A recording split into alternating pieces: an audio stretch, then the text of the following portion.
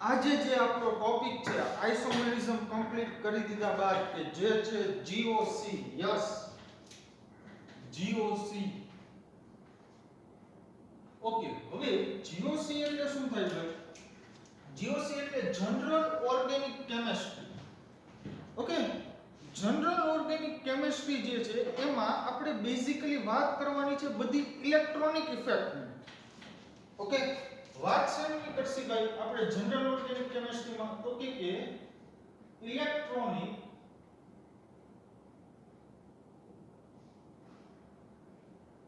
Effect. હવે સમજો એક વસ્તુ, હવે તમને છે ને એક ઓર્ગેનિક શીખવા માટે, ઓર્ગેનિક કેમિસ્ટ્રી શીખવા માટે એક બ્રહ્માસ્ત્ર આપી દઉં છું. બ્રહ્માસ્ત્ર શું છે ભાઈ? તો કે જો તમને જીઓસી આવડી ગયું ને એકવાર, જીઓસી એટલે દુનિયાની એક એવી તાકાત નથી કે જે તમને ઓર્ગેનિક કેમિસ્ટ્રી આવડતા રોકી શકે. ઓકે, તો જે આપણો ફંડામેન્ટલ જે ઓર્ગેનિક કેમિસ્ટ્રી માટેનો બેઝ જે છે એ છે ઇલેક્ટ્રોનિક ઇફેક્ટ, કે જે છે જનરલ ઓર્ગેનિક કેમિસ્ટ્રી. 11th વાળા સ્ટુડન્ટ માટે વાત કરી દઉં, જીઓસી માં જે તમને લગભગ 20% પોર્શન એવું છે કે જે નહીં સમજાય, પણ એની ચિંતા કરવાની નથી. ઓકે, એનું કારણ છે કે જો પ્યોર ટેક્સ્ટ બુક અકોર્ડિંગ જે હું તમને ભણાવવા માંડું તો કોઈ પણ વ્યક્તિને જે આવડી જશે, બટ મારો કોઈ પણ લેક્ચર હોય છે ઈ એડવાન્સ સુધી જે ટચ કરતો હોય છે. ઓકે, તો એના વિશે જે જરાય ગભરાતા નહીં, સમય સાથે જે દરેક વસ્તુ આવડે. આ માહિતી હતી 11th વાળા માટે. ઓકે, હવે 11th વાળા માટે અને 12th વાળા માટે કોમન એક વાત કરું છું. હવે એક તો ઇલેક્ટ્રોનેગેટિવિટી એટલે કે વિદ્યુત ઋણતા, પછી વાત આવશે સંકરણની. ઓકે, આજે આ બે મુદ્દા છે એના વિશે જો હું ચર્ચા કરું છું તો સમજો. પહેલા તો જે મારે તમને વાત કરવાની છે ને એ 11th વાળા માટે સંકરણની વાત કરવાની છે. મને ઘણા વિદ્યાર્થી મિત્રોએ કીધું કે આ sp3 sp2 sp તમે કયો છો એ છે શું? તો આજે જે એ એક્સપ્લેન કરું છું. હવે સંકરણ એક્ઝેક્ટલી છે શું એ સમજવું હોય તો તમારે કેમિકલ બોન્ડિંગ છે એ ભણવું પડે. ઓકે, કે જે કેમિકલ બોન્ડિંગ છે એ ઓનલાઈનમાં તમને ભણાવવું થોડુંક ડિફિકલ્ટ છે, માટે એ ચેપ્ટર જે મેં ચૂઝ નથી કરેલું. ઓકે, તો સંકરણ છે એ કોઈ પણ સંકરણ છે એ કઢાઈ કઈ રીતના એ હવે હું તમને ટ્રીક આપું છું, સમજો. સોરી, જો તો કે કોઈ પણ છે એ સંકરણ આપણે કઈ રીતના નીકાળશું? તો કે સંકરણ માટેનું સૂત્ર છે, સમજજો. સિગ્મા બંધ પ્લસ અબંધકારક ઇલેક્ટ્રોન યુગ્મ, એટલે કે જેને ઇંગ્લિશમાં કહેવાય લોન પેર અને આપણે શોર્ટમાં દર્શાવીશું LP1. સિગ્મા બંધ પ્લસ અબંધકારક ઇલેક્ટ્રોન યુગ્મ જો છે ને આ બંનેનો સરવાળો, જોઈ શકો છો ને સરવાળો, આ બંનેનો સરવાળો 2 થાય તો તમારું સંકરણ હશે sp. ઓકે, પછી સિગ્મા બંધ પ્લસ લોન પેર આ બેનો સરવાળો છે એ 3 થાય તો સંકરણ હશે sp2. પછી સિગ્મા બંધ પ્લસ લોન પેર નો સરવાળો જો 4 થાય સંકરણ થશે sp3. હવે તમે શું કહો છો કાઈ નથી સમજાતું, 2 મિનિટ જાડી એટલી પ્રેક્ટિસ કરાવીશ, બધી વાત છે એ સમજી જશે. સિગ્મા બંધ પ્લસ લોન પેર આનો સરવાળો જો 5 થાય તો સંકરણ થાય sp3d. જો સિગ્મા બંધ પ્લસ લોન પેર નો સરવાળો 6 થાય તો સંકરણ થશે sp3d2. બટ આપણે છે ઓર્ગેનિકમાં 3 ની જરૂર પડશે, sp sp2 અને sp3. sp3d અને sp3d2 છે એ આપણે ઇનઓર્ગેનિક કેમિસ્ટ્રીમાં ભણવાનું છે. ડન? ઓકે, તો હવે આ તમે શું કહેવા માંગો છો સમજો આગળ. હવે આનો એક્ઝામ્પલ પ્રેક્ટિસ કરાવું તો તમને જે ખ્યાલ આવે. માની લ્યો કે તમારી પાસે એક અણુ છે કે જે છે એમોનિયા NH3. ઓકે, હવે નાઇટ્રોજન ઉપર એક લોન પેર હોય. હવે કેટલાયનો પ્રશ્ન થાય કે આમ દર્શાવી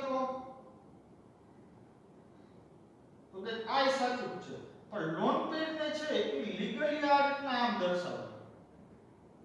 ઓકે, એટલે આમાં જે કઈ મૂંઝાવાની જરૂર નથી. ક્યાંક આ રીતના ખાલી બે ટપકા જ હશે ને ક્યાંક છે આ રીતનું દર્શાવેલું હશે, પણ છે શું? ઈ અબંધકારક ઇલેક્ટ્રોન યુગ્મ. અબંધકારક ઇલેક્ટ્રોન યુગ્મ ક્યારેક આવી રીતના બે ટપકાથી જ છે દર્શાવેલું હશે. ક્લિયર? ઓકે, તો જોવો જી આ નાઇટ્રોજન પહેલો સિગ્મા, બીજો સિગ્મા, ત્રીજો સિગ્મા અને પ્લસ એક લોન પેર, તો 3 સિગ્મા બંધ, એક લોન પેર, સરવાળો થયો 4.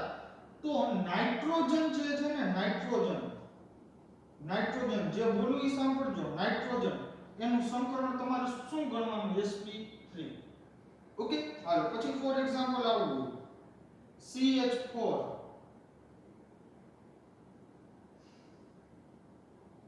કેટલા સિગ્મા લોન પેર કઈ છે? નથી. કેટલા સિગ્મા બનશે? 1 2 3 4. તો 1 2 3 અને 4, તો સરવાળો પેલા સિગ્મા બન 4, લોન પેર 0, સરવાળો સોરી 4 3 નહીં, સિગ્મા બન છે ઈ 4, લોન પેર 0, સરવાળો ટોટલ થયો 4 સરવાળો થાય એટલે ક્યુ સંકરણ sp3. ઓકે, ફોર એક્ઝામ્પલ આવું છે BF3, બોરોન ટ્રાઇફ્લોરાઇડ. ઓકે, એક પણ લોન પેર દેખાય નહીં સર? નથી દેખાતી. સિગ્મા બંધ કેટલા? 1 2 ને 3, 3 સિગ્મા, 0 લોન પેર, સરવાળો થયો 3, સંકરણ થશે sp2, કારણ કે જો સરવાળો 3 થાય તો સંકરણ ક્યુ થાય? Yes, sp2. પછી દાખલા તરીકે આવું હોય તો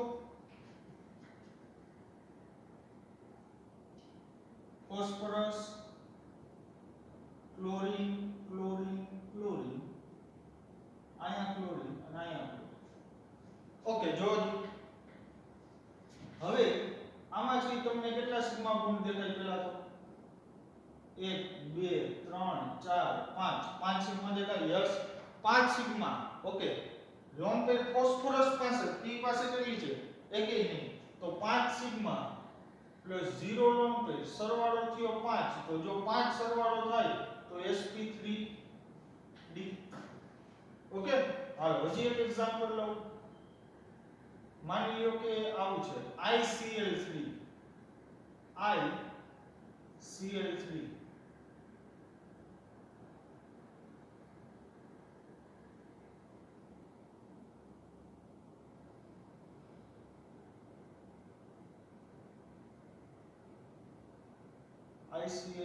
એટલે કે ક્લોરીન, ક્લોરીન, ક્લોરીન અને આયોડિન પાસે છે બે લોન પેર આવશે. ઓકે, આ છે ICl3. સંકરણ શું થશે? જોજો, લોન પેર કેટલી? 1 2, સિગ્મા બંધ કેટલા? 1 2 ને 3, બે લોન પેર, 3 સિગ્મા બંધ, સરવાળો થયો. હાલો સિગ્મા બંધ કેટલા છે ભાઈ?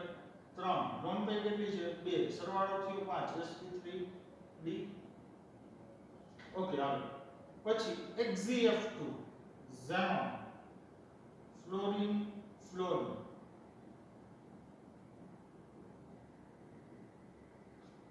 હાલો xenon પાસે કેટલી લોન પેર દેખાય? 1 2 3 અને 2 સિગ્મા બંધ, સરવાળો કેટલો થશે? 3 લોન પેર, 2 સિગ્મા બંધ, 5, એટલે અહીંયા આવી જશે sp3d, કારણ કે 5 સરવાળો થાય એટલે sp3d. હાલો પછી માની લ્યો કે આવું છે. હવે હું તમને એમ કહું કે આ કાર્બનનું છે એ સંકરણ ગણવાનું છે. હા, તો હવે તમને તરત લાઈટ થઈ ગઈ. આ કાર્બન ઉપર કેટલા હાઇડ્રોજન હોય? 2. તો આ કાર્બન સિગ્મા બંધ કેટલા બનાવ્યા? પહેલો, આ બીજો, આ ત્રીજો, આ ચોથો, 4 સિગ્મા બનાવ્યા. યસ, 4 સિગ્મા બનાવ્યા. લોન પેર આ કાર્બન ઉપર એટલી દેખાય નહીં, નથી દેખાતી એટલે 4 સિગ્મા 0 લોન પેર, સરવાળો થયો 4, sp3. જો 4 સરવાળો થાય એટલે sp3. આ તો યાદ રાખવું જ પડશે, બરાબર? અને આ એટલી બધી વાર આવશે ને ઓટોમેટિક આ યાદ રહી જશે. ઓકે, હાલો પછી આવું હોય ફોર એક્ઝામ્પલ. હવે સંકરણ જે છે ને આ sp3 sp2 sp sp3d સંકરણ કહેવાય. હવે કોઈ પણ એક પરમાણુ જોઈએ, આખા અણુ હોય, બરાબર? એટલે તમને એમ કહે, હું એમ કહું કે આ કાર્બન અહીંયા છે એનું સંકરણ શું? ઓકે, તો પહેલા તો જો દી હાઇડ્રોજન કેટલા હોય? તમે કહેશો તરત જ 1 જ. ઓકે, હવે અહીંયા સિગ્મા બંધ કેટલા છે? જો આ કાર્બનનો હાઇડ્રોજન આ પહેલો સિગ્મા, આ સિંગલ બોન્ડ છે, આ કાર્બન કાર્બન આ બીજો સિગ્મા, આ carbon carbon single bond sorry double bond છે, પણ એક આ પાઈ હોય ને એક સિગ્મા હોય. ખબર ને મેં તમને કીધેલું છે પ્રીવિયસ લેક્ચરમાં કે ડબલ બોન્ડ હોય તો એક પાઈ હોય અને એક શું હોય સિગ્મા. અત્યારે તો આટલું યાદ રાખો, કેમિકલ બોન્ડિંગમાં મેટર જે ડીપમાં જોવાનું છે. ઓકે, તો જોવો જી, આ કાર્બન અહીંયા એક સિગ્મા બનાવ્યો, અહીંયા એક સિગ્મા બનાવ્યો, અહીંયા એક સિગ્મા બનાવ્યા. કેટલા સિગ્મા બનાવ્યા? યસ, 3 સિગ્મા બનાવ્યા. તો 3 સિગ્મા બનાવ્યા. હા, લોન પેર એટલે નહીં, 3 સિગ્મા 0 લોન પેર સંકરણ થાય sp2. ડન. ઓકે, હાલો નેક્સ્ટ જોઈએ આપણે.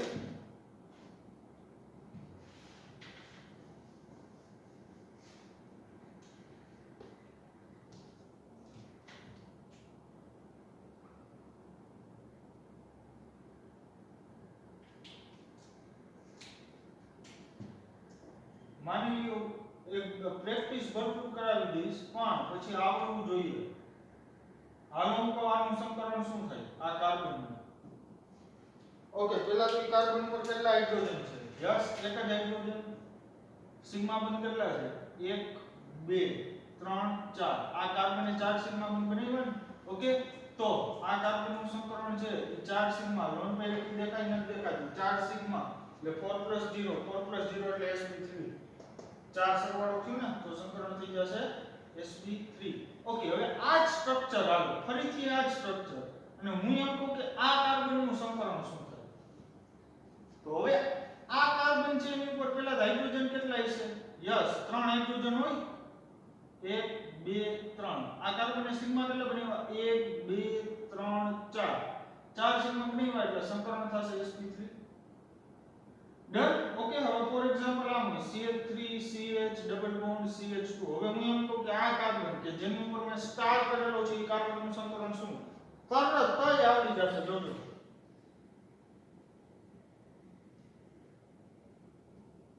કાર્બન અહીંયા હાઇડ્રોજન, આ પહેલો સિગ્મા, આ બીજો અને આ ત્રીજો. પાઈ ગણવાનો નથી. ઓકે, કામ કરીએ. આ સિગ્મા અને આ પાઈ, પણ પાઈ સંકરણમાં લેવાનું નથી. કારણ કે અહીંયા શેની વાત કરી છે? સિગ્મા બની. તો આ કાર્બને કેટલા સિગ્મા બની? આ કાર્બને કે જેની ઉપર મેં સ્ટાર કરેલો હતો આ પહેલો સિગ્મા, આ બીજો સિગ્મા અને આ ત્રીજો સિગ્મા. તો સંકરણ આ કાર્બનનું શું થાય? યસ, સાચા છે, sp2. ઓકે, હવે આ કાર્બન અહીંયા હાઇડ્રોજન, આ હાઇડ્રોજન, અહીંયા હાઇડ્રોજન. ઓકે, આવું છે. હવે હું એમ કહું આ કાર્બનનું સંકરણ શું થાય? તો કે આ પહેલો સિગ્મા, આ બીજો સિગ્મા, આ ત્રીજો અને એક અહીંયા આ કાર્બન આ ચોથો સિગ્મા બનાવ્યો. ઓકે, તો 4 સિગ્મા એટલે આ કાર્બનનું સંકરણ થઈ જાય sp3. વાત સમજાણી કે? ઓકે, હવે ગમે એનું સંકરણ નીકાળવા આવડે ને, જરાય મૂંઝાવણ થતું નથી. ઓકે, બધું આવડે છે. તો આ પહેલા તો sp2 3 શું હતું એ વાત સમજાઈ ગઈ. ડન. ઓકે, હવે આગળ જોઈએ.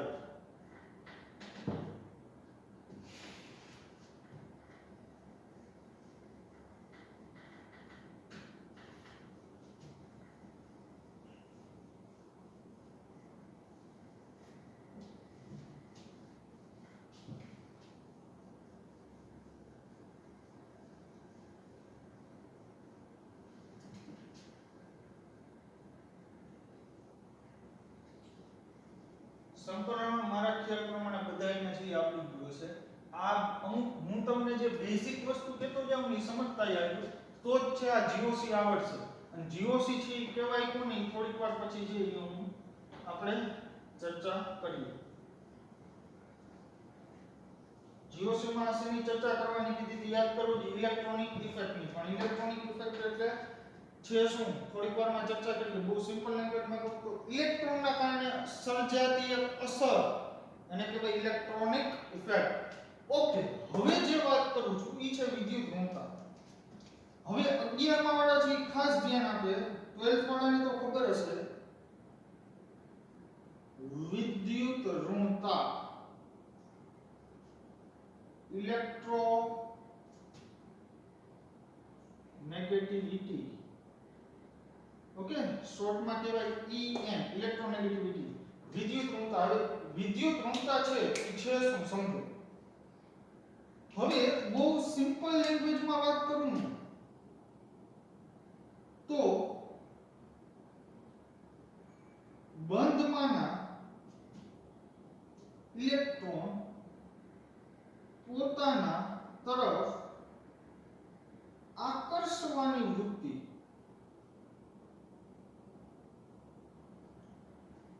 એને કહેવાય વિદ્યુત ધ્રુવતા. ઓકે, હવે શું કહેવા માંગુ છું કાંઈ નથી સમજાતું.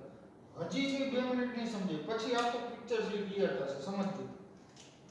હવે વિદ્યુત ધ્રુવતાનો ક્રમ કહું તો સૌથી વધારે આવે ફ્લોરિનની વિદ્યુત ધ્રુવતા, ત્યાર પછી આવે ઓક્સિજન, પછી આવે ક્લોરીન, પછી આવે નાઇટ્રોજન, પછી આવે સલ્ફર અને ત્યારબાદ આવે કાર્બન.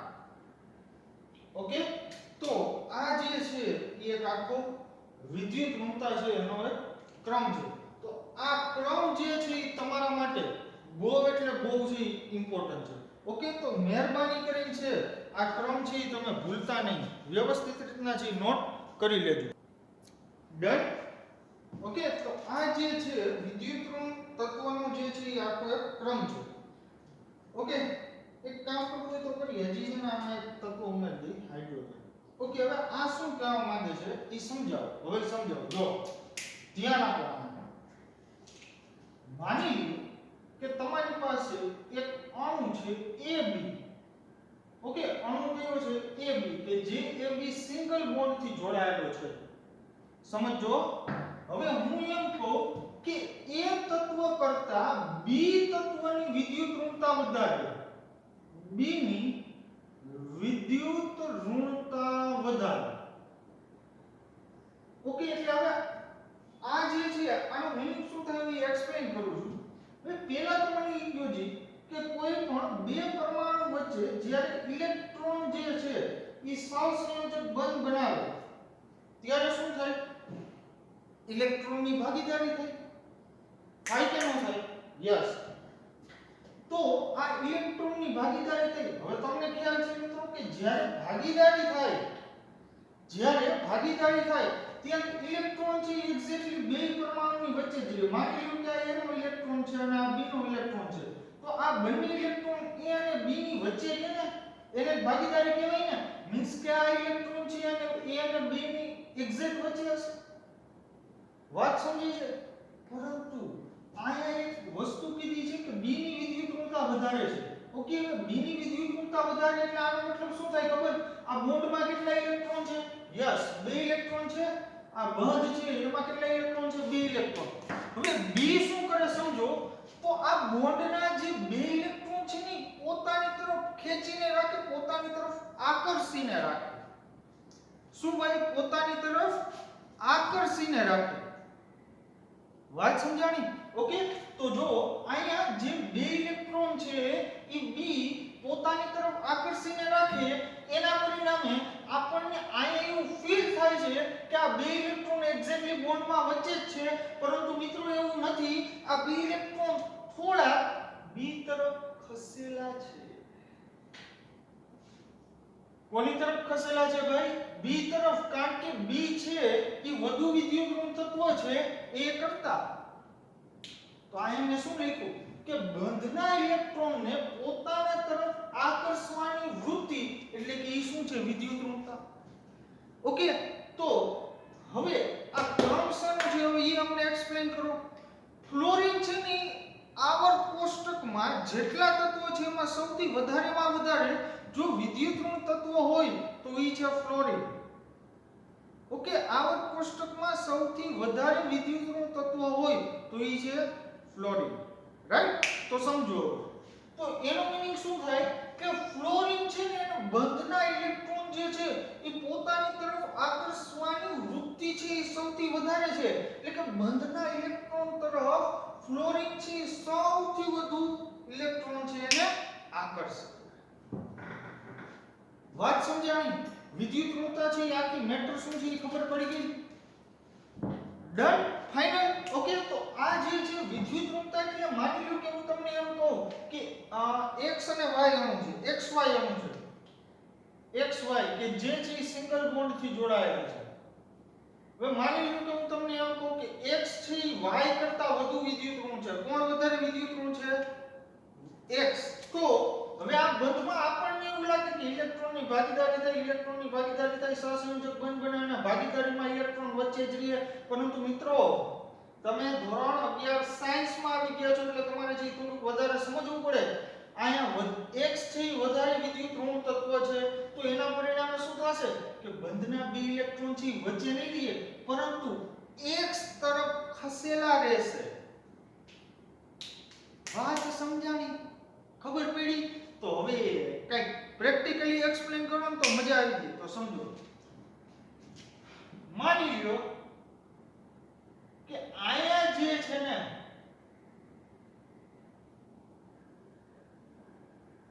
એક છોકરો છે, બરાબર, નોર્મલ વેઇટ છે. માની લો કે આનું વેઇટ જે છે ઈ 40 કિલો છે. ઓકે, હવે આને જે છે આપણે દોરી પકડાવી દઈએ. જો હમણાં એક જ ગાય એને બધું સમજાઈ જાય. આની એક આપણે દોરી પકડાવી દઈએ.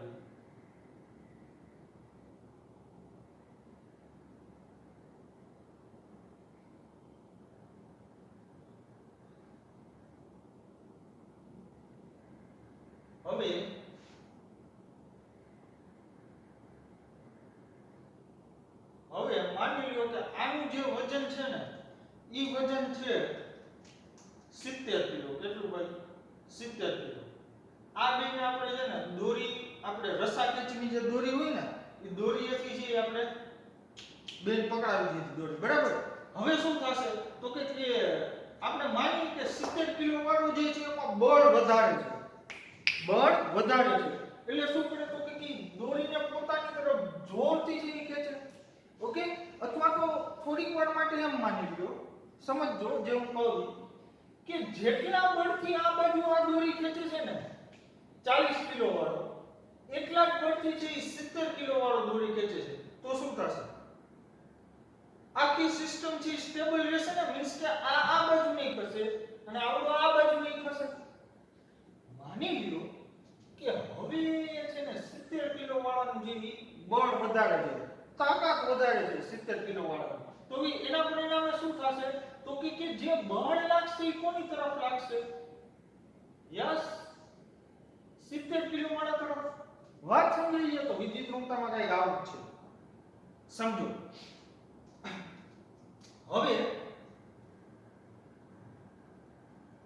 જે આયા મેં તમને પહેલા વાત કીધી કે બે બાજુથી જો સમાન બળ લાગે, 40 કિલો વાળું જેટલું બળથી ખેંચે એટલા જ બળથી 70 કિલો વાળું ખેંચે, તો આપણને અહેસાસ એવો થાય, આપણને ફીલ એવું થાય કે ઇલેક્ટ્રોન છે એ એક્ઝેક્ટલી વચ્ચે જ છે.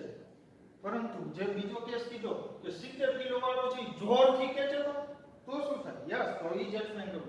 જોરથી ખેંચે ને તો આ જે ઇલેક્ટ્રોન જે છે એ માની લો કે આને x થી વધારે વિદ્યુત ઋણ તત્વ છે તો x તરફ ખેંચાયેલા છે. હવે આ a અને b માં b વધારે વિદ્યુત ઋણ છે એટલે b ખેંચશે. ઓકે, તો આ જે છે ઇલેક્ટ્રોન ક્યાં રહેશે? b તરફ રહેશે. વાત સમજાણી? કઈ ક્લિયર થાય?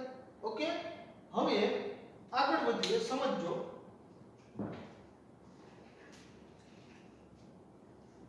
તો વિદ્યુત ઋણતા છે એ કોને કહેવાય ખબર પડી ને? ઓકે, વધારે એક્સપ્લેન કરો. જો એક એક્ઝામ્પલ થી એક્સપ્લેન કરું. માની લો કે અહીંયા HCl આપણી પાસે છે, HCl, અને બીજું છે આપણી પાસે HF. કયો બંધ હોય? તમે તરત કહેશો સહસંયોજક. પરંતુ અહીંયા ક્લોરીન અને ફ્લોરીન બંને વિદ્યુત ઋણ તત્વ છે. મીન્સ કે ફ્લોરીન છે એની વિદ્યુત ઋણતા વધારે છે, ક્લોરીન ની વિદ્યુત ઋણતા ઓછી છે. મીન્સ કે ફ્લોરીન F છે ક્લોરીન કરતા વધુ વિદ્યુત ઋણ તત્વ છે. એના પરિણામે શું થશે સમજો. તમને અહીંયા લાગે એવું કે હાઇડ્રોજન અને ક્લોરીન નો એક ઇલેક્ટ્રોન છે, સહસંયોજક બંધ છે, વચ્ચે જે ઇલેક્ટ્રોન રહેલા છે, પરંતુ હાઇડ્રોજન કરતા ક્લોરીન ની વિદ્યુત ઋણતા વધારે છે કે નહીં? મીન્સ કે હાઇડ્રોજન કરતા ક્લોરીન ની ઇલેક્ટ્રોન ખેંચવાની તાકાત વધારે છે.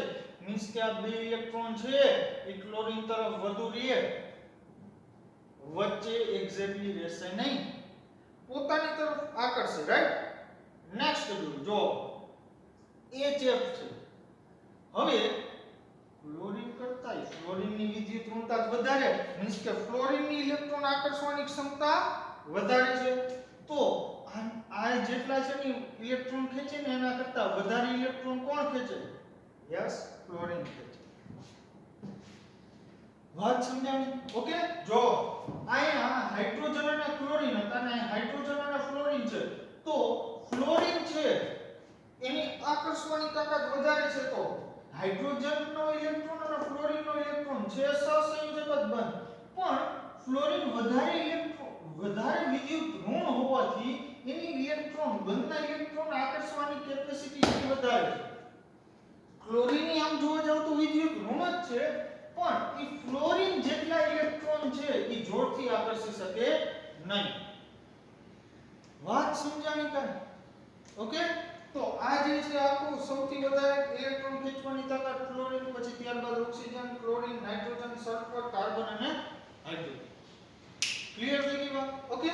તો આ વાત હતી વિદ્યુત ઋણતાની. તો સિમ્પલ એક જ મેથડ હતી, ઓછા વિદ્યુત ઋણ તત્વ સાથે જો વધુ વિદ્યુત ઋણ તત્વ જોડાયેલું હોય તો ઇલેક્ટ્રોન છે સ્લાઇટલી થોડાક છે એ વધારે વિદ્યુત ઋણ તત્વ તરફ ખસેલા રહે. ડન. ઓકે. હાલો આગળ વધીએ. આ જ મેથડનો છે હવે આપણે ઉપયોગ કરવાનો છે. તો આ જ હતી વિદ્યુત ઋણતા. હવે જે સ્ટાર્ટ કરવા જઈ રહ્યો છું ઈ છે જનરલ ઓર્ગેનિક કેમિસ્ટ્રીના ટોપિક. તો આજે જે મેઈન બેઝિક ટોપિક હતા એ તો સંકરણ અને વિદ્યુત ઋણતા. હવે સમજો GOC થી સ્ટાર્ટ કરીએ.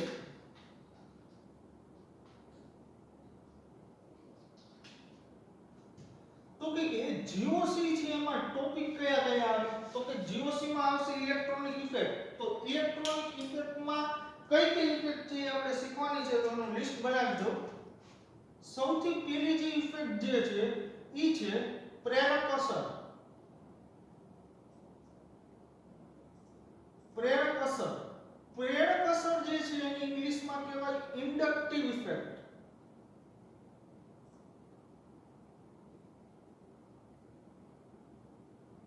પછી બીજી જે અસર જે છે એ છે સસ્પંદન, કે જેને ઇંગ્લિશમાં કહેવાય રેઝોનન્સ. ત્રીજી જે ઇફેક્ટ જે છે એ છે અતિસંયુગ્મન અસર,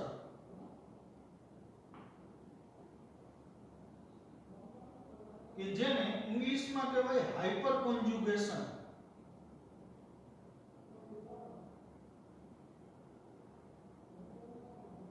અને ચોથી જે છે એ છે ઇલેક્ટ્રોમેરિક ઇફેક્ટ.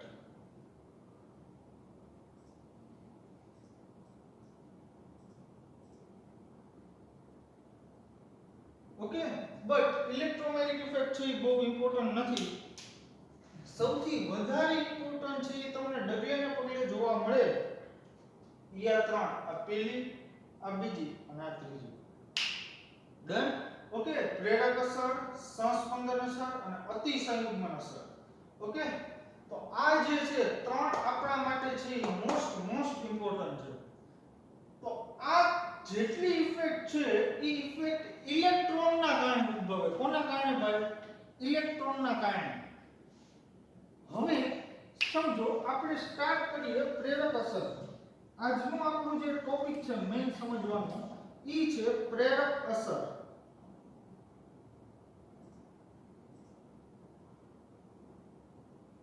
Inductive effect.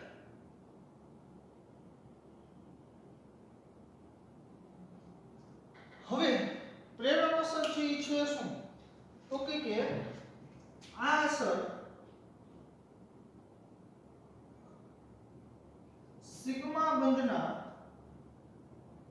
કારણે ઉદ્ભવે છે.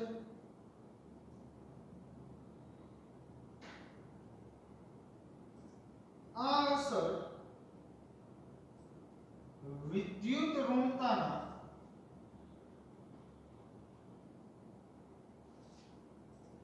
તફાવતના કારણે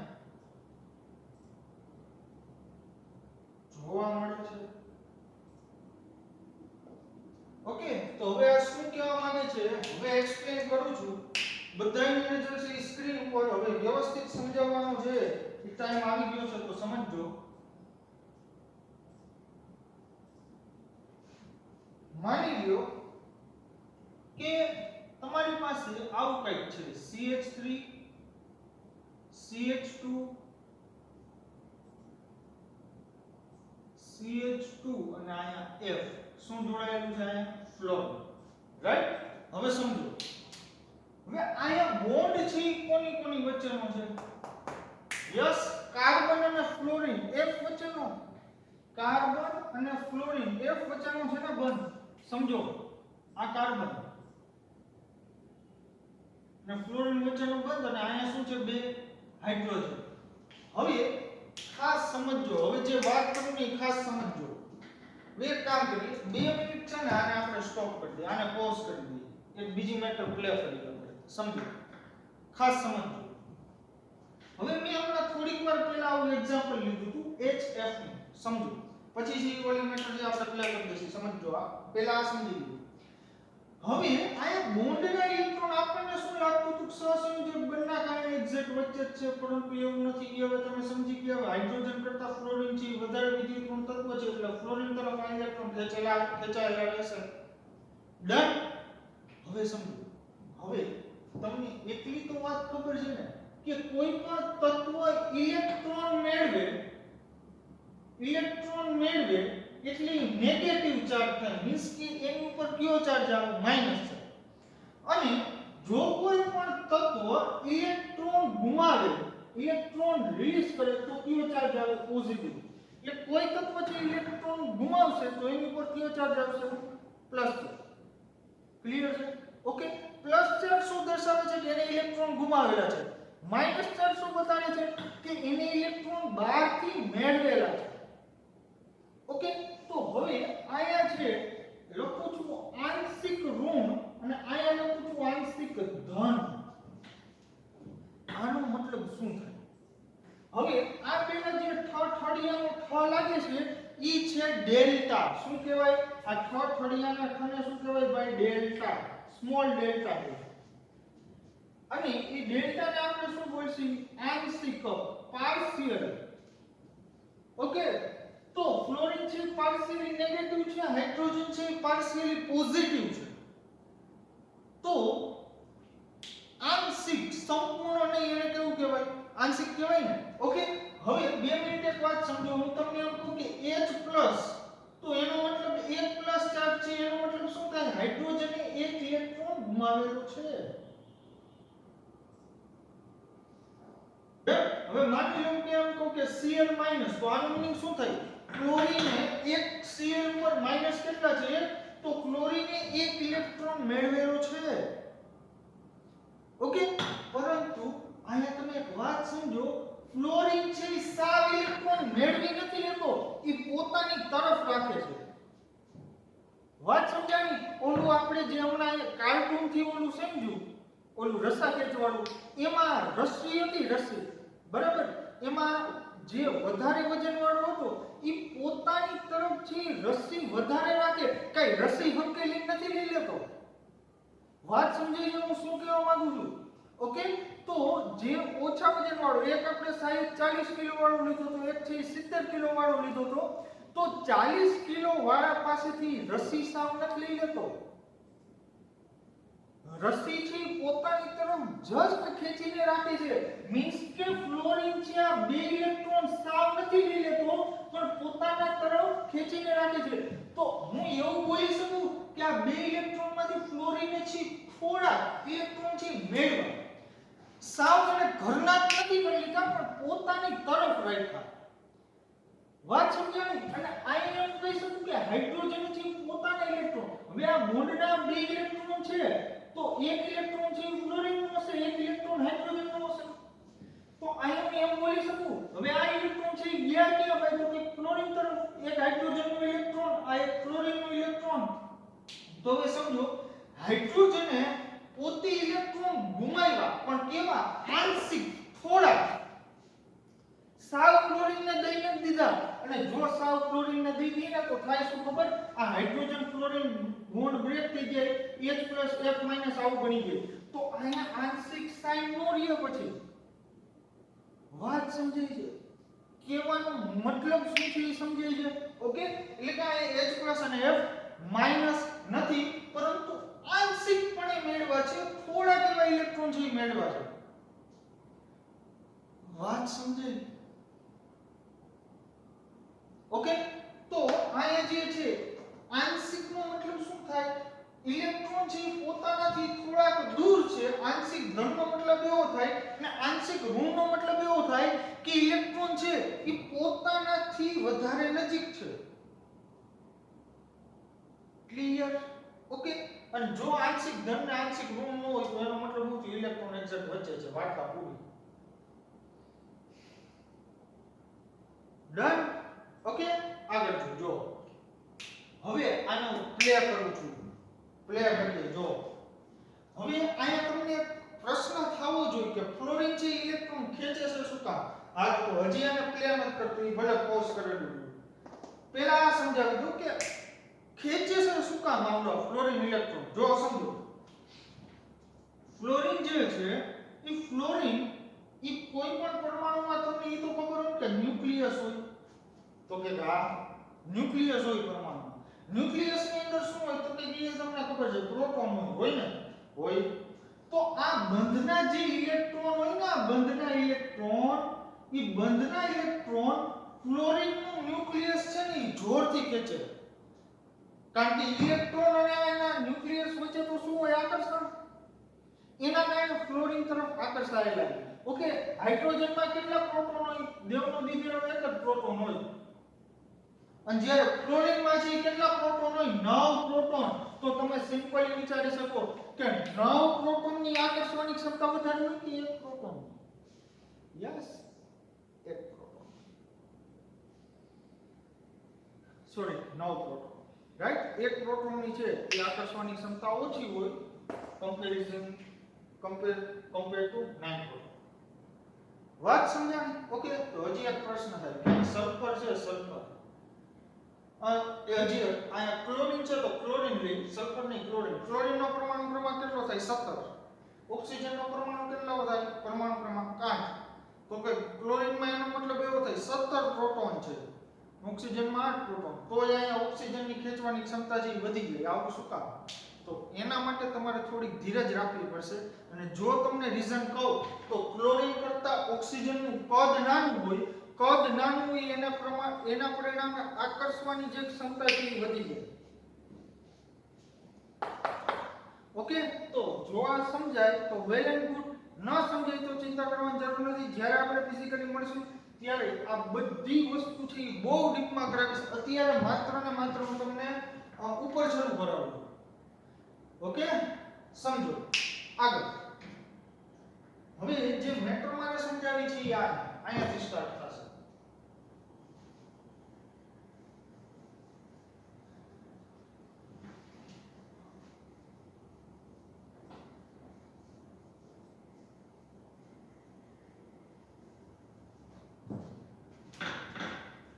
ઓકે હવે આ કાર્બન અને ફ્લોરિન વચ્ચે એક સિંગલ બોન્ડ છે તમે તરત કહેશો યસ સર હવે આને પ્લે કરી દો હાલ સમજો હવે આ કાર્બન કરતા ફ્લોરિનની ખેંચવાની તાકાત વધારે છે મીન્સ કે ફ્લોરિન છે એ વધારે વિદ્યુતઋણ છે કાર્બન કરતા હા ને ઓકે હવે શું થશે જો તો કે ફ્લોરિન છે પોતાની તરફ જે ઇલેક્ટ્રોન આકર્ષીને રાખે એટલે કે આંશિક ઋણ અને સાવ લઈ ઇલેક્ટ્રોન તો કે કમ્પ્લીટલી નેગેટિવ પણ થોડા પોતાની તરફ રાખે ઇલેક્ટ્રોન તો આંશિક ઋણ ડન ઓકે તો આ કાર્બન ઉપર શું આવે આંશિક ધન કારણ કે તમે એક વસ્તુ સમજો ઇલેક્ટ્રોન ગયા કોની તરફ ફ્લોરિન તરફ આ કાર્બન ને ફ્લોરિન આવું છે ને તો આપણને પહેલા એવું લાગતું હતું કે સહસંયોજક બનશે પરંતુ નથી કારણ કે ખબર પડી ફ્લોરિન છે વધારે વિદ્યુતઋણ છે એટલે આની ઉપર આવે આંશિક ઋણ આની ઉપર આવે આંશિક ધન શું કામ તો કે કાર્બન થી ઇલેક્ટ્રોન દૂર ગયા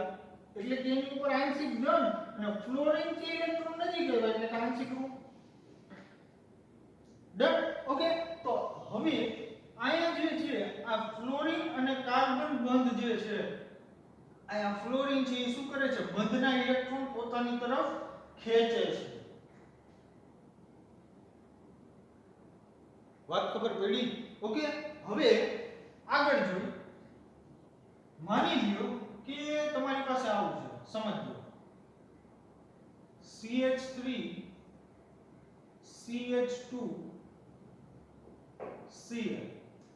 ઓકે, તો કાર્બન અને ક્લોરીન માં કોની વિદ્યુતઋણતા વધારે? તો ક્લોરીન જ જીતી જાય તો આવડો થશે આંશિક ઋણ, આ કાર્બન થશે આંશિક ધન. હવે એક બીજી વાત કરવી છે, તો બોન્ડના ઇલેક્ટ્રોન કોના તરફ ખસીને જશે? કયો જી મને? યસ, ક્લોરીન તરફ. હવે એક બીજી વાત કરવી છે કે જે ઇમ્પોર્ટન્ટ છે, એ વાત એવી છે કે આ જે છે આંશિક ધન અને આંશિક ઋણની પ્રવૃત્તિ ક્યાં સુધી, આ લાગે ક્યાં સુધી, સમજો. હવે આ પહેલો કેસ જો, પહેલો કેટલા કાર્બન છે? યસ, 3 કાર્બન અને ક્લોરીન. હાઇડ્રોજન નથી દર્શાવતો, હાઇડ્રોજન નું અત્યારે કાંઈ કામ જ નથી. સમજો, માની લો કે અહીંથી એક સીધી પાઇપલાઇન છે, બરાબર? પીવીસી ની ન હોય એટલે પાઇપલાઇન એટલે હું તમને શું સમજાવવા માંગુ છું તમને ખબર છે શું છે? બંધ. હવે ફ્લોરિન નું કામ શું છે? ઇલેક્ટ્રોન ખેંચવાનું, કારણ કે કાર્બન કરતા વધારે વિદ્યુતઋણ છે. ઓકે, હવે સમજો આવું આ શું થશે? આંશિક ઋણ. યસ, આ શું થશે? આંશિક ધન. આ આંશિક ધન, આ આંશિક ધન. આ વળી તમે શું કર્યું સમજો. જો આ બધી આખી એક સળંગ પાઇપલાઇન છે. યસ, તો ફ્લોરિન શું કરે ખબર છે? આ કાર્બન અને આ કાર્બન, એ ત્રણ કાર્બન જે છે એના ઇલેક્ટ્રોનના વાદળને પોતે શું કરે? પોતાના ન્યુક્લિયસ દ્વારા આકર્ષણ બળ લગાડે.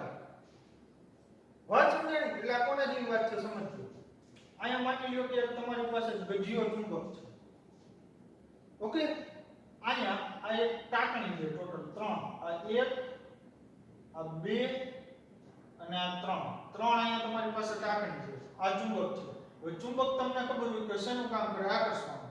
તો આના ચુંબકીય ક્ષેત્ર છે એ શું થશે ભાઈ? તો કે જેમ આ ચુંબકથી તમે દૂર જતા જશો તેમ ચુંબકીય ક્ષેત્ર નિર્બળ થતું જાય. મીન્સ કે ચુંબકની આકર્ષવાની ક્ષમતા અંતર વધવાની સાથે ઘટે.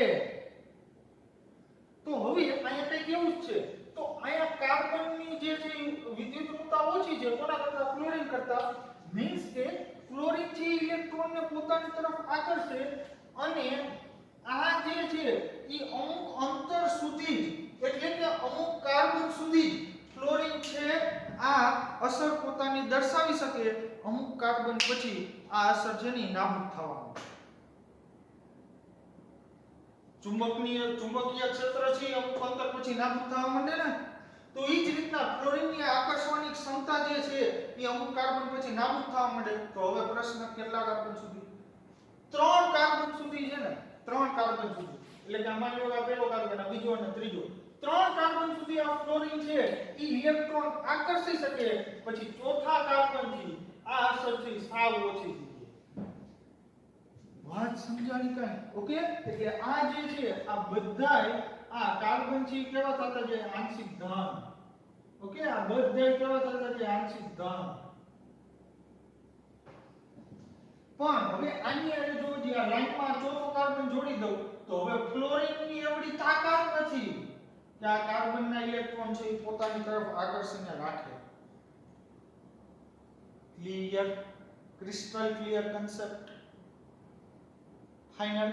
ઓકે, તો આ જે છે એક મેટર ધ્યાન રાખજો.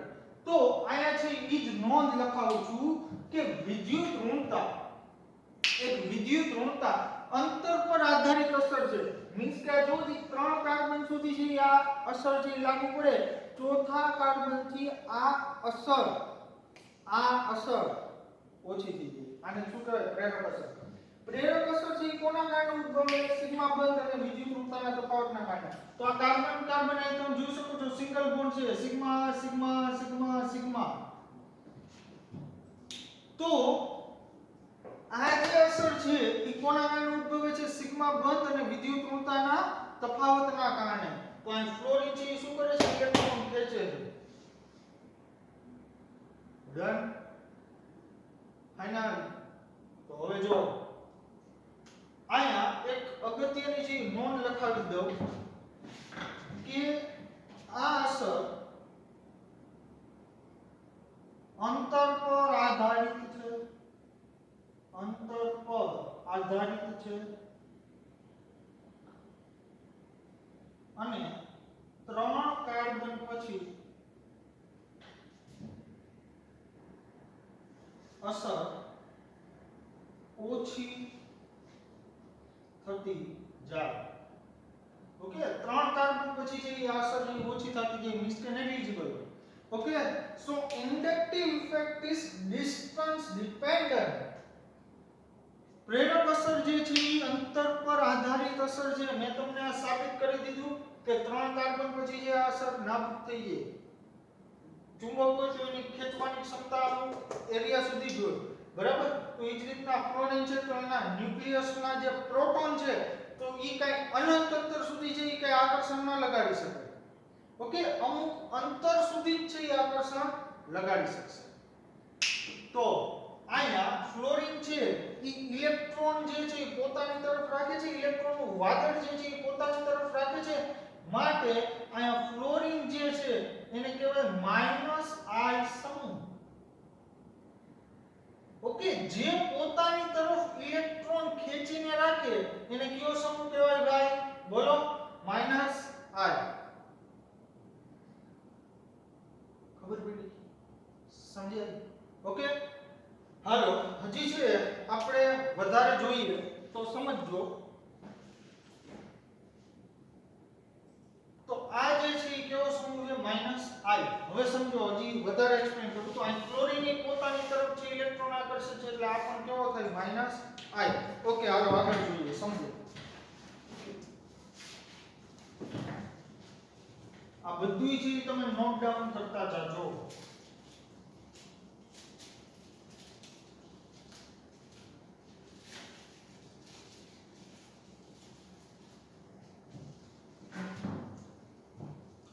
માની લો કે હવે તમારી પાસે કંઈક આવું એક્ઝામ્પલ છે. CH3 CH2 અને આયા છે આપણે રાખી NH2 ને નાઇટ્રોજન પાસે લોન. ઓકે, નાઇટ્રોજન નું સંકરણ કરી લેજો થશે sp3. ઈ કઈ મેટર નથી કરતું, સમજો. હવે અહીંયા નાઇટ્રોજનની વિદ્યુતઋણતા જો કાર્બન કરતા વધારે છે તો ફરીથી આ ઇલેક્ટ્રોન છે ખેંચશે કોણ? અહીંયા નાઇટ્રોજન. કારણ કે આનું સ્ટ્રક્ચર કંઈક આવું હોય. નાઇટ્રોજન કેટલા હાઇડ્રોજન? 2 અને અહીંયા શું છે? લોન. ઓકે, તો આ નાઇટ્રોજન અહીં શું થશે? આંશિક ઋણ. અને આ કાર્બન આંશિક ધન, તેમજ આ કાર્બન પણ આંશિક ધન પછી હોય તો એ પણ આંશિક ધન. હવે સમજો, તો અહીંયા નાઇટ્રોજન જે છે ઈ શું દર્શાવે? પોતાની તરફ ઇલેક્ટ્રોન છે ઈ ખેંચે છે ને, તો આને કહેવાય -I સમૂહ. કેવું? -I. -I શું કરે? પોતાની તરફ ઇલેક્ટ્રોન ખેંચે. અને આ જે છે આ પોતાનાથી ઇલેક્ટ્રોન શું કરે છે? દૂર ધકેલે છે. પોતાનાથી ઇલેક્ટ્રોન આગા ખસેડે છે એટલે આને કહેવાય +I સમૂહ.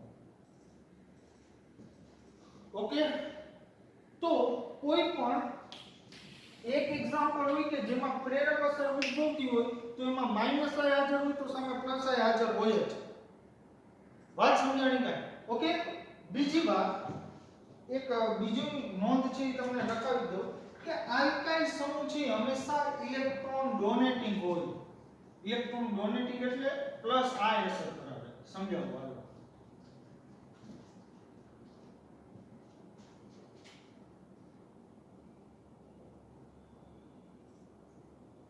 આલ્કાઇલ સમૂહ કે જેને આપણે શેનાથી દર્શાવતા યાદ કરો? યાદ કરો કે જે EDG electron donating group, electron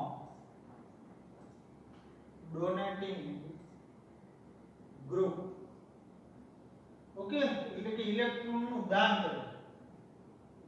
EDG અથવા +I અસર દર્શાવે. ફાઇનલ. ઓકે, તો જે કંઈ પણ દાખલા તરીકે આ મોઈજી કાર્બન, ઓકે, એક આરે જોડાયેલો હોય પછી આ બધું 2 કાર્બન હોય આમ, પછી આમ 3 કાર્બન હોય, પછી આમ 4 કાર્બન હોય. તો જેમ જેમ કાર્બનની સંખ્યા વધતી જાય એમ પ્લસ આઈ ની અસર વધતી જાય. પ્લસ આઈ અસર એટલે શું ભાઈ? તો કે ઇલેક્ટ્રોનને પોતાનાથી દૂર કરવો, આગો ખસેડવો. વાત સમજાય? ઓકે, મીન્સ કે જેમ કાર્બનની સંખ્યા વધતી જશે ને એમ પ્લસ આઈ અસર વધતી જશે. ઓકે, હાલો સમજો. આગળ જોઈએ. હવે જો એક સુપર એક્ઝામ્પલ લઉં. માની લો કે આવું છે તમારી પાસે CH3CH ડબલ બોન્ડ CH2. હવે તમે જો આ કાર્બનનું સંકરણ ગણો તો ઈ થાય sp3. ને આ કાર્બનનું જો તમે સંકરણ ગણો તો ઈ થાય sp2. હવે વિદ્યુત ઋણતા માટે થઈ ગયું. સાંભળજો. sp3 કાર્બન જે છે એની વિદ્યુત ઋણતા sp2 કાર્બન કરતા ઓછી છે. અથવા તો એક કામ કરીએ, આ રીતના ઓર્ડર નથી લખવો, સમજો, વ્યવસ્થિત ઓર્ડર લખી નાખો. વિદ્યુત ઋણતાની જો વાત કરું તો વિદ્યુત ઋણતા માટે sp3 કાર્બન, sp2 કાર્બન અને છેલ્લે sp કાર્બન. તો sp જે કાર્બનમાં સંકરણ હોય એની વિદ્યુત ઋણતા મેક્સિમમ. ઓકે, હવે આ sp2 કાર્બન છે અને આ છે sp3 કાર્બન. તો sp2 કાર્બન જે છે એની વિદ્યુત ઋણતા છે એ વધારે છે. એની વિદ્યુત ઋણતા છે વધારે છે કોના કરતા? sp3 કરતા. મીન્સ કે ઇલેક્ટ્રોન ખેંચે કોણ? યસ, sp2 વાળો કાર્બન. માટે આ થશે આંશિક ઋણ, આ થશે આંશિક ધન. તો આ કેસમાં આ જો આ પણ sp2 છે અને આનું ગણજો આ પણ sp2 જ છે. માટે આ -i દર્શાવે અને આ જે છે એ શું દર્શાવશે? Plus i. CH3 છે એ શું દર્શાવશે? Plus i. અને CH3 એટલે મિથાઇલ, મિથાઇલ એટલે આલ્કાઇલ, આલ્કાઇલ હંમેશા દર્શાવે પ્લસ i.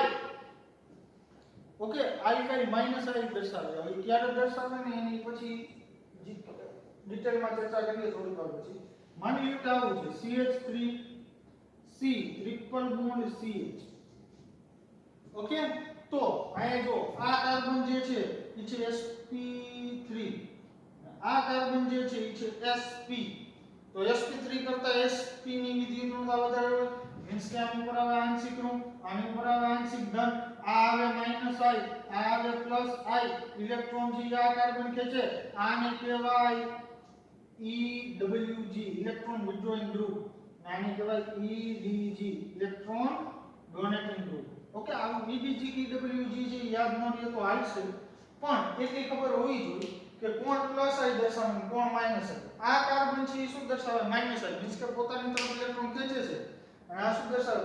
+i, ઇલેક્ટ્રોનને પુશ કરે છે. ક્લિયર? ઓકે, કારણ કે આ કાર્બનની વિદ્યુત ઋણતા વધારે છે.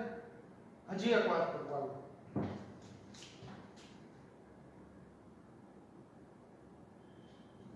માની લો કે સમજો આવું છે તમારી પાસે. જો હવે આ ટીમાં નાખવું તમને CH3 CH2 અહીંયા છે NH, નાઇટ્રોજન ઉપર છે માઈનસ ચાર્જ.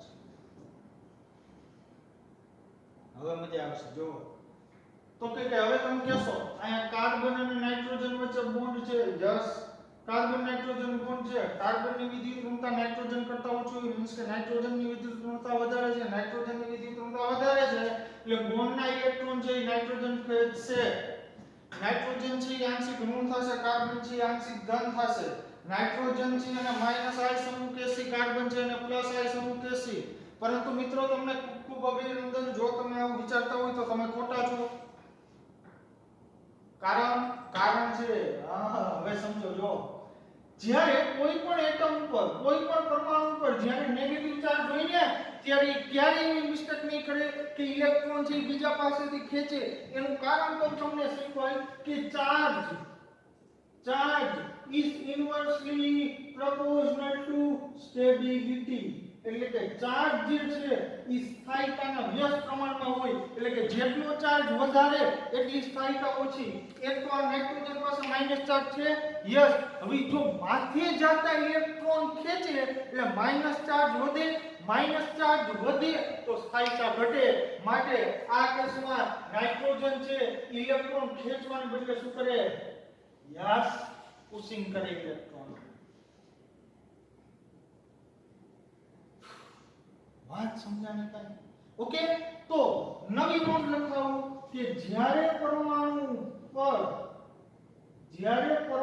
પર નેગેટિવ ચાર્જ હોય ત્યારે ઇલેક્ટ્રોનનું દાન કરશે, નહીં કે ઇલેક્ટ્રોન મેળવશે.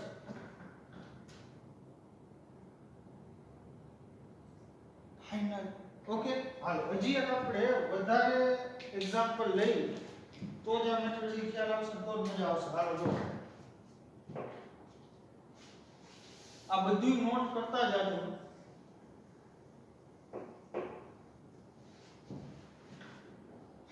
માની લો કે આવું છે CH3 CH2 અહીંયા C, અહીંયા હાઇડ્રોજન, આ હાઇડ્રોજન ના કાર્બન ઉપર કયો charge? Plus charge. Plus charge છે મીન્સ કે આ કાર્બન ઉપર શું છે? ઇલેક્ટ્રોનની ઉણપ છે. ઇલેક્ટ્રોનની ઉણપ આની ઇલેક્ટ્રોન ઘટે છે, તો ઇલેક્ટ્રોન જેની પાસે ઘટતા હોય કોઈ દી દાન કરવાનો વિચાર કરે? અરે ભાઈ, એક તો એની પાસે ઇલેક્ટ્રોન છે ને દાન કરવાનો ક્યાંથી વિચાર કરી? હમણાં ઇલેક્ટ્રોન કોક પાસેથી ખેંચશે. વાત સમજાય? ઓકે, બીજું એક કારણ કહો. આ કાર્બન છે એનું સંકરણ જોવો જ sp3 છે, અને આ કાર્બન છે ને 1 2 અને 3 સિગ્મા બોન્ડ બનેવા sp2 છે. તો આની sp3 કરતા sp2 છે એ વધારે વિદ્યુત ઋણ હોય. sp2 છે એ sp3 કરતા વધારે વિદ્યુત ઋણ છે, યસ. તો એના જ પરિણામે આ જે sp2 કાર્બન છે અહીંયા કયો સમૂહ બની જશે? માઈનસ I એટલે પોતાની તરફ ઇલેક્ટ્રોન આકર્ષે, અને CH3 CH2 છે બની જશે પ્લસ I.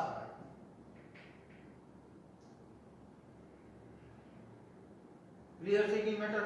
ઓકે, હજી ઇન્ડક્ટિવ ઇફેક્ટમાં છે ઘણું બધું આવી શકે, બટ આટલું છે ઈ અત્યારે તમારા માટે ઇનફ છે.